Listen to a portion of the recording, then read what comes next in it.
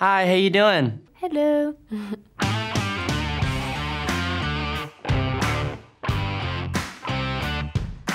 I think the thing I was most attracted to was the whole concept of this script. It's how it played with time and with being in the present and age, kind of exploring different people's relationship with age. Its signature night in that it is very twisty and very...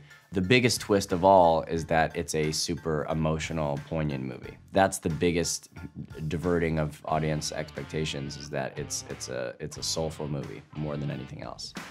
There was a scene where we were all running, and because we were filming on the beach and I'm very pale, I was wearing a lot of sunblock. Because we were running, I was sweating. It was an emotional scene, so I'd been crying. I'd also been swimming, so there was salt in my hair and on my skin, and just the mixture of all of that all kind of like got into my eyes, and I felt like I'd rubbed chilies in my eyes and they were on fire for hours. And I just always think about that day and how much pain I was in.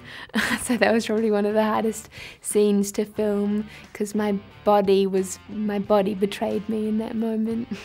I'd say sometimes doing something very difficult in a movie, or seemingly difficult, can be really cathartic and actually really nice. So I wouldn't say there was one scene in this movie where I was like, oh, this is such a drag. I would just say it was really, you had to kind of dive deep and then just go for it and do it a million times over. But I'd say it was really fun doing the whole scene with everybody, where we all got to, I kind of explode, and I won't give anything away. I kind of have one big explosion. I mean, I'm exploding through this whole movie. I'm like kind of like a firework going off the whole movie, but there's one scene in particular I'm just screaming at everyone, and so I feel like that scene was fun because we were all going through it together. I think definitely Split. I worked with Anya Taylor-Joy recently, and she's wonderful, and I loved her in that, and also the premise of that was really great. Obviously The Sixth Sense, I mean, it's amazing.